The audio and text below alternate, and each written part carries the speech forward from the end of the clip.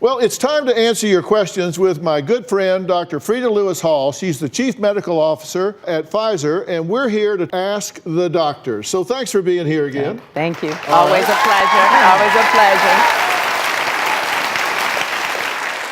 So let's jump right in, okay? Our first question is from LaRon. LaRon is pregnant and due next month. Now, she's curious about whooping cough, the vaccine for whooping cough. So what is your question?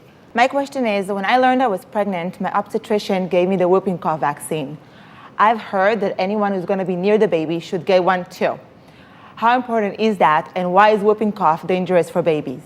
So whooping cough is a very contagious respiratory illness that's characterized by this rapid cough with a high-pitched whoop sound that goes along with it, along with vomiting and exhaustion.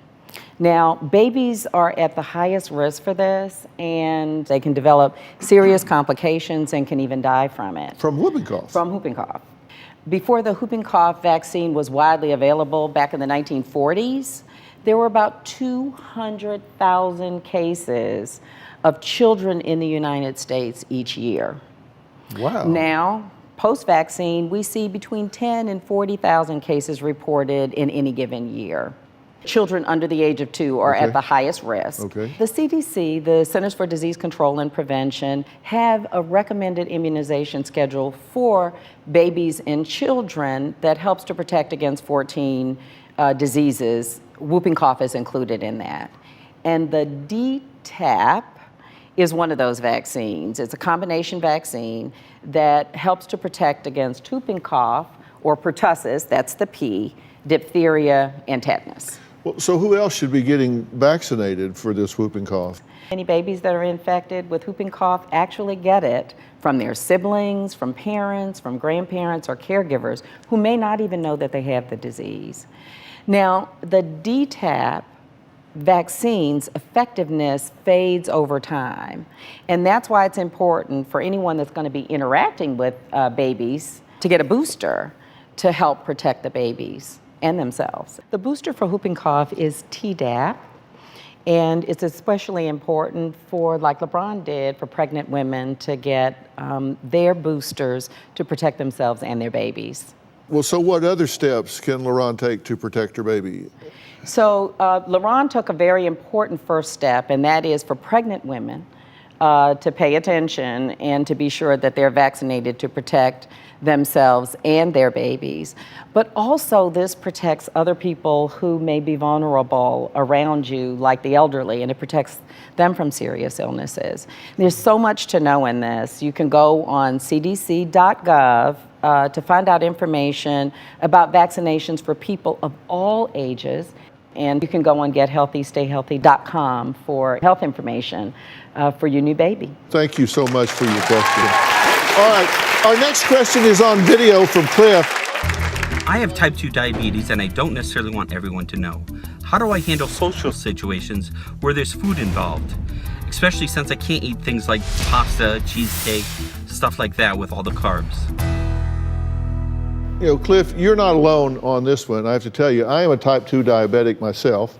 I think there's a stigma attached to type 2 diabetes, and I don't think you should hide it. So what's your advice to him? Over half of people who have diabetes, type 1 and type 2, say that they experience a stigma as they're trying to manage this very difficult disease.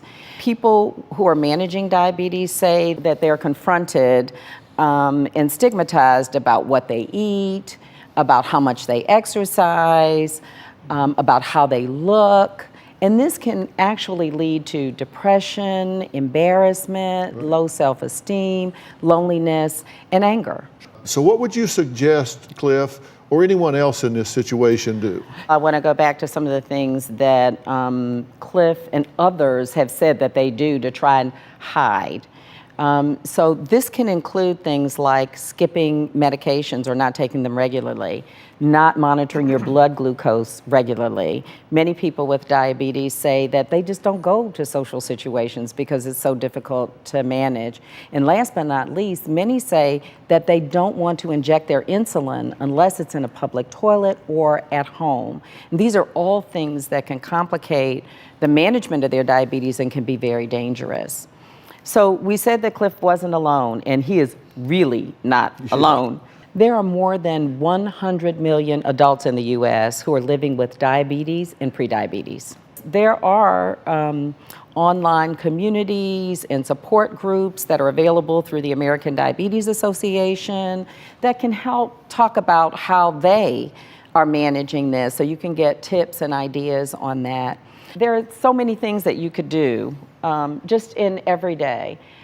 For example, if you're hosting a dinner party, have diabetes-friendly foods around. If you don't know where those are or what those recipes are, they're recipes that are available online. And also, be sensitive about the things you say to people who are managing this tough condition.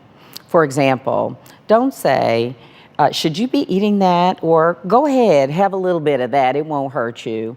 Or to say, well, you know, if you ate better and exercised, you wouldn't be managing this disease. These are all things that are based on misinformation, and so it's important to be educated about diabetes. Now, whether you're looking for information on diabetes, the importance of vaccinations, or any other health-related issue, I strongly suggest you go to one of Robin and my favorite websites. It's gethealthystayhealthy.com. We love that site. It's got all kinds of information. And while you're there, they're going to find out they can do what? They can sign up for our monthly newsletter. You bet. And it's a great newsletter.